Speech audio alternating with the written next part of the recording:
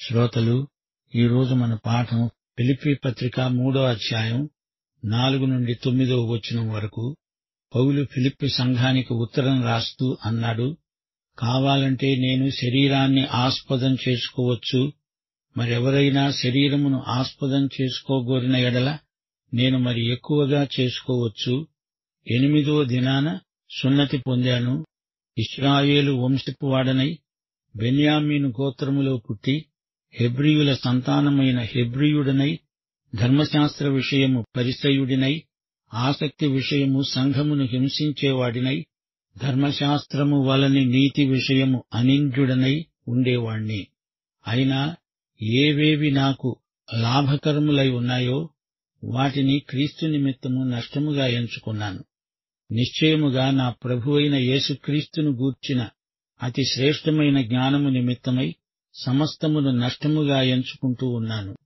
క్రీస్తును సంపాదించుకుని ధర్మశాస్త్ర మూలమైన నా నీతిని కాక, క్రీస్తునందలి విశ్వాసము వలననైన నీతి, అనగా విశ్వాసమును బట్టి దేవుడు అనుగ్రహించే నీతి గలవాడనై ఆయన యందు అగపడే నిమిత్తము సమస్తమును నష్టపరుచుకొని వాటిని పెంటతో సమానముగా ఎంచుకుంటున్నాను. వింటున్నారా శ్రోతలు? పౌలు శరీరాధిక్యతలు తనకు ఎన్ని ఉన్నాయో వాటన్నిటినీ ఏకరువు పెడుతున్నాడు. ఇంచుమించు 7 మత విషయికమైన అర్హతలివి. ధర్మశాస్త్రీయమైన వ్యాయామంలో ఆరితేరిన వాణ్ణి. ఆ రోజుల్లో తానెంతో విర్రవీగాడు. ధర్మశాస్త్రంలో అప్పుడు తనొక ఘనాపాఠి.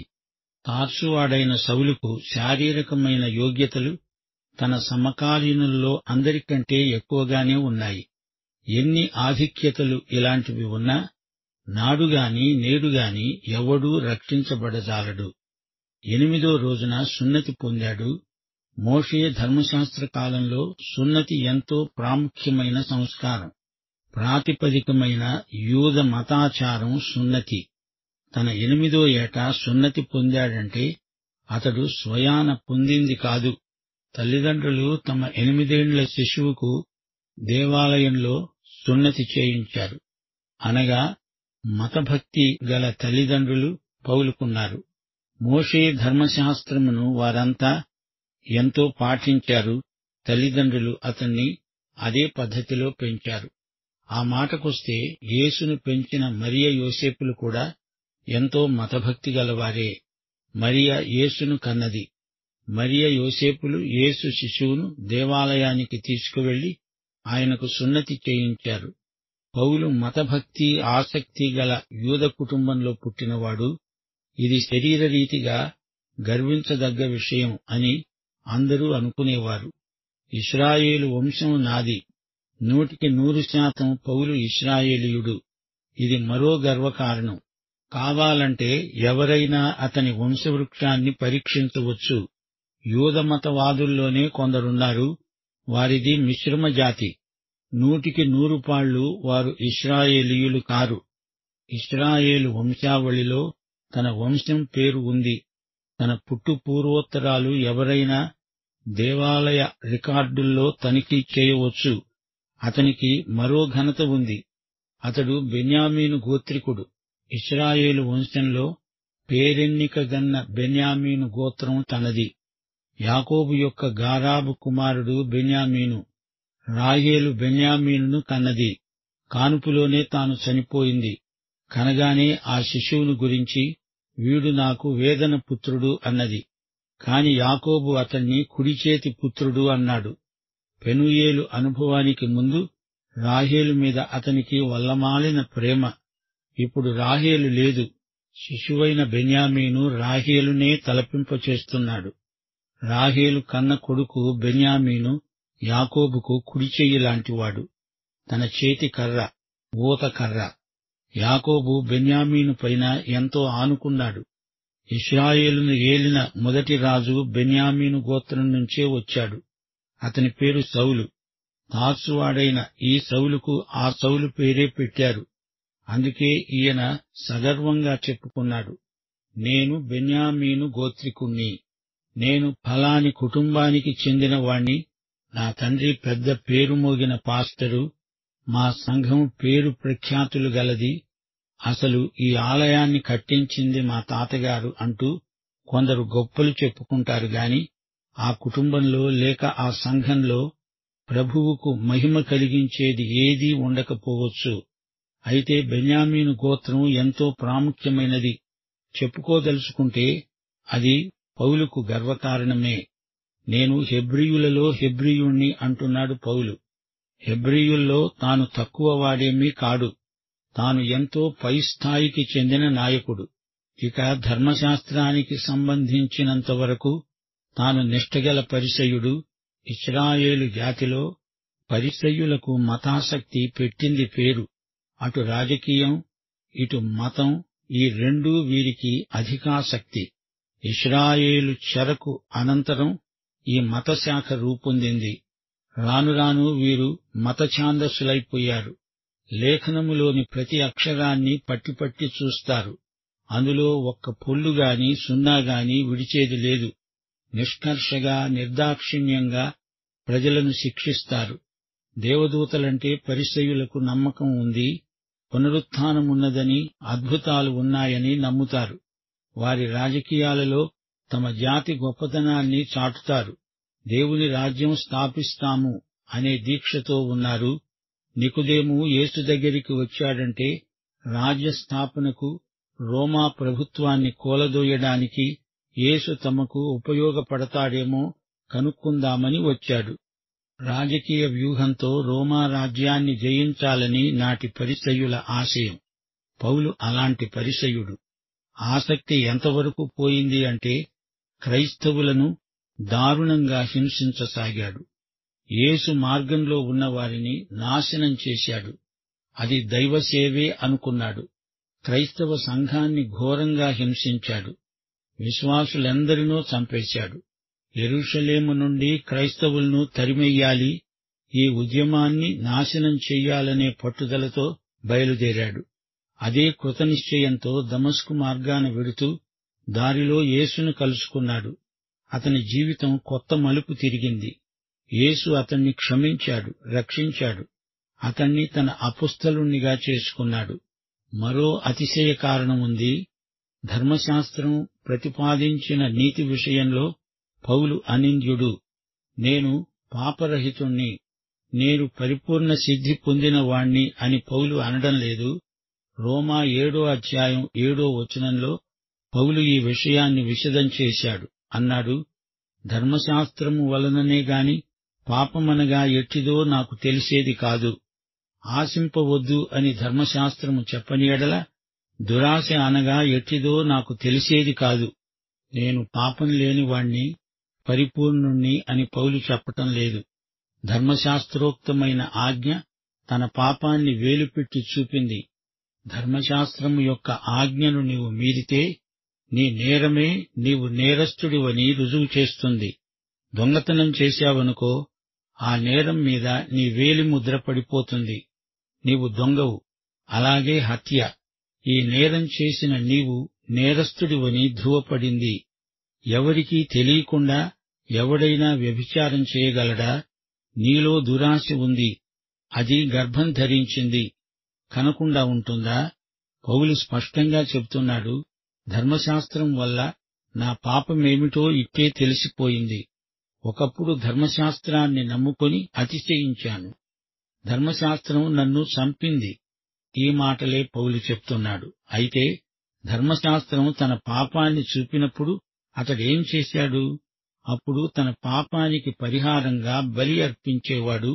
ఈ విధంగా దేవుణ్ణి శాంతిపరుస్తాను అని కృత్రిమ తృప్తి కలిగించుకున్నాడు. పౌలు అప్పటి తన అజ్ఞాన దశలో నిజాయితీతోనే బ్రతికాడు. ధర్మశాస్త్ర దృక్కోణంలో చూస్తే పౌలు మహాభక్తుడు. ఈ విధంగా శరీరరీతిగా అతిశయ కారణాలను చెప్పుకుంటూ పోతే పౌలు ఎదుట మరెవ్వరూ నిలువలేరు. తన ఆధిక్యతలన్నీ శరీరానుసారమైనవి. వీటన్నిటిని బట్టి దేవుడు తన పక్షాన ఉన్నాడు అనుకుంటూ దేవునికి విరోధంగా పోరాడాడు. ఇవన్నీ తనకు యోగ్యతాపత్రాలు అనుకున్నాడు. అయితే యేసుక్రీస్తును ద్వేషించాడు. ఆయన శిష్యులను క్రూరంగా, నిర్దాక్షిణ్యంగా హింసించాడు, హత్య చేశాడు. క్రీస్తు ఉద్యమం నామరూపాలు లేకుండా అంతరించిపోవాలని పౌలు దీక్ష. అయితే ఒకనాడు దమస్కు మార్గంలో పౌలు యేసును కలుసుకున్నాడు. యేసుతో పౌలుకు భేటీ తటస్థించింది. పౌలు అంచనాలన్నీ తారుమారైపోయాయి. ఏమి లాభమనుకున్నాడో అదంతా నష్టమని గ్రహించాడు. అంతకు ముందు తాను ఏవి నష్టమనుకున్నాడో అదంతా ఇప్పుడు లాభమైంది. అతని దృక్పథం విప్లవాత్మకంగా మారిపోయింది. శరీరరీతిగా లాభకరమైనవి నీచంగా నష్టంగా అతనికి కనిపిస్తున్నాయి. వెనకటి వాటిని పూర్తిగా తన మనసు నుండి తొలగించుకున్నాడు. యేసును కలుసుకున్నప్పుడు కలిగిన ఫలితమిది. యేసు ద్వేషిగా దమస్కుకు వెడుతున్నాడు. ఎందుకు? యేసు శిష్యులను పట్టి అధికారులకు అప్పగించాలని, వారిని శిక్షించాలని అధికార పత్రాలను చేతపట్టుకుని వస్తున్నాడు. ఇప్పుడు యేసును సంపాదించుకున్నాడు. యేసు యొక్క అపొస్తలుడయ్యాడు. యేసుకు పూర్తిగా వశమైపోయాడు. యేసు ఆధ్యాత్మిక విప్లవం అతనిలో వర్ధిల్లింది. అతడు పూర్తిగా మారిపోయాడు. విప్లవం అంటే ఏమిటి? ఇంతవరకు నీవు లాభము అనుకున్నది ఇప్పుడు నష్టమనే ప్రత్యక్షం కలిగింది. ఇంతవరకు నష్టమనుకున్నవి లాభంగా మారాయి. ఇది ఆధ్యాత్మిక మహావిప్లవం. లోకంలో ఈ విప్లవానికి నిరోధక శక్తులున్నాయి. ఒక వ్యక్తి సైతాను శృంఖలాలను తెంచివేసి యేసునందలి స్వేచ్ఛలోకి రావటం విప్లవం. ఈ విప్లవం నిన్ను తల్లకిందులు చేస్తుంది. ఇదే మారు మనస్సు, విశ్వాస పంథ, రక్షణాభ్యుదయం. ఇప్పుడు పౌలు చెరసాలలో ఉండి ఈ ఉత్తరం రాస్తున్నాడు. ఆధ్యాత్మికంగా తన జమా ఖర్చు లెక్కలు మనకు చూపుతున్నాడు. ఇంతవరకు తానెన్నో సువార్త యాత్రలు చేశాడు. వెనకటివి నాకిప్పుడు పెంటతో సమానంగా కనపడుతున్నాయి అంటున్నాడు. వాటిని నష్టంగా ఎంచుకున్నాడు. నా ప్రభువైన క్రీస్తు యేసుని గురించిన జ్ఞానం ఎదుట ఇవన్నీ ఎందుకు కొరగానివి? ఆయన కోసం నేనన్నీ నష్టపోవడం సబబే, సమంజసమే. క్రీస్తుని సంపాదించుకున్న నా విలువలు మారిపోయాయి అంటున్నాడు పౌలు. యేసు ప్రభువు మన విలువలకు దేవుడు. యేసే నా అత్యధికమైన విలువ.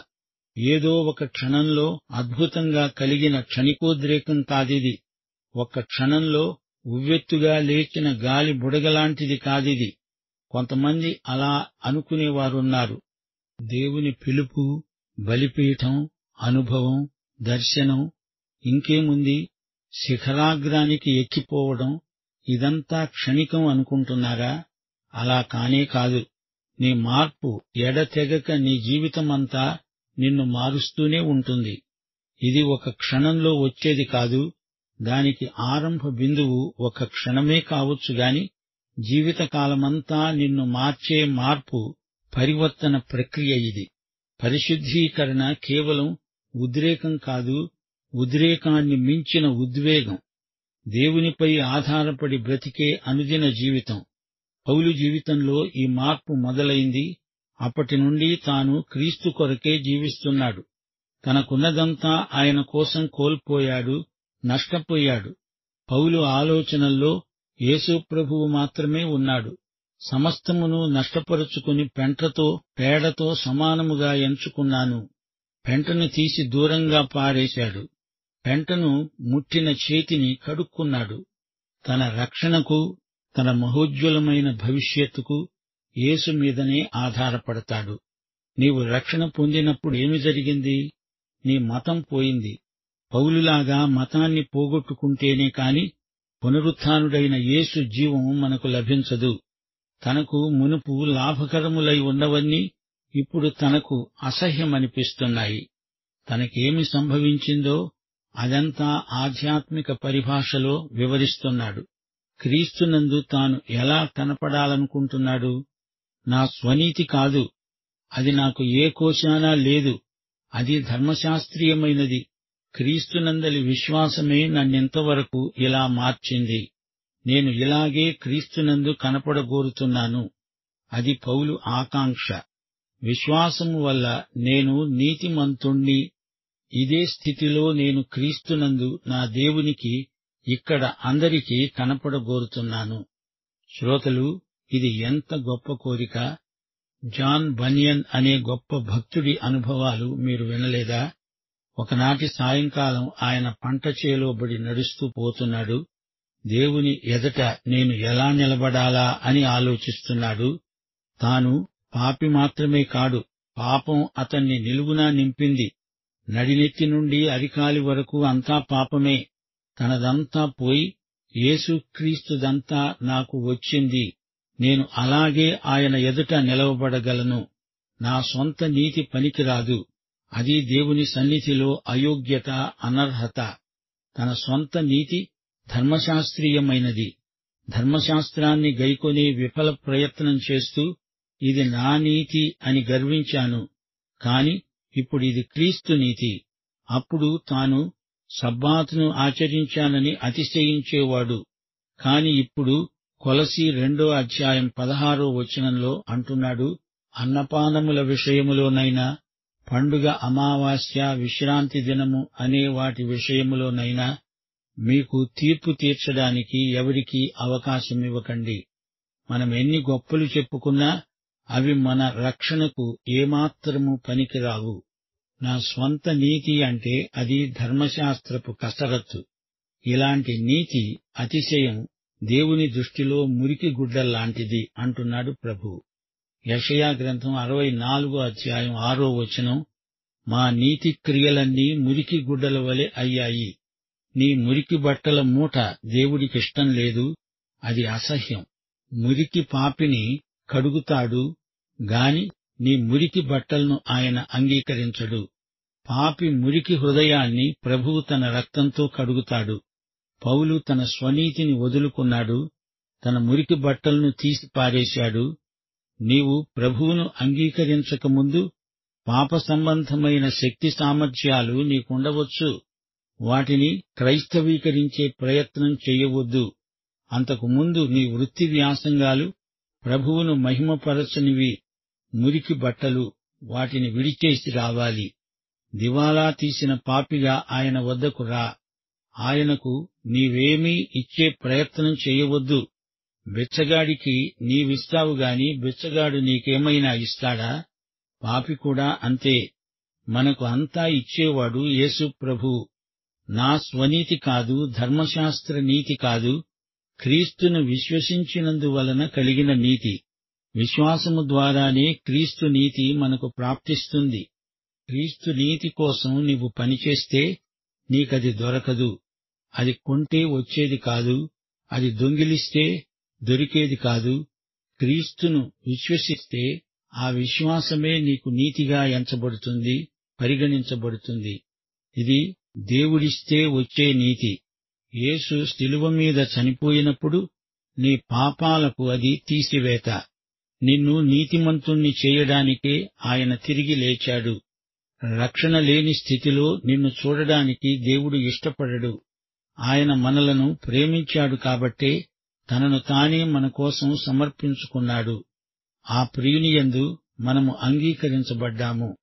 ఒక యూద పరిసయ్యుడుగా పౌలుకు ఏమి లాభం కలిగింది? వాటి వల్ల తన ఆధ్యాత్మిక జీవితానికి నష్టమే కాని లాభమేమీ కలుగలేదు. ఈ విషయంలో నేను నిర్దిష్టమైన జీవిత తీర్మానం చేసుకున్నాను. యేసే నా లాభం, మిగతాదంతా నాకు నష్టం. యేసును సంపాదించుకున్నాను, అన్నిటినీ పోగొట్టుకున్నాను, నష్టపోయాను. నీతి అనే మాట మా శ్రోతలు ప్రత్యేకంగా గుర్తించాలి. పౌలుకు ఇప్పుడు దేవునితో సరైన సంబంధం ఉంది. ధర్మశాస్త్రం వల్ల అది కలగలేదు. వినయపూర్వకమైన విశ్వాసమే నిన్ను ఆయన సహవాసంలోకి తెచ్చింది. ప్రియశ్రోత, నీవు ఈ యేసుక్రీస్తును స్వకీయ రక్షకుడుగా, ప్రభువుగా ఎరుగుదువా? అయితే ఈ పాఠం నీ కొరకే. పాఠం ఇంతటితో సమాప్తం. మన ప్రభువైన యేసుక్రీస్తు వారి దివ్యకృప, తండ్రి అయిన దేవుని పరమ ప్రేమ, పరిశుద్ధాత్మ యొక్క అన్యోన్య సహవాసము, సమాధానము మనకందరికీ నిత్యత్వము పర్యంతము తోడై ఉండునుగాక. ఆమేన్.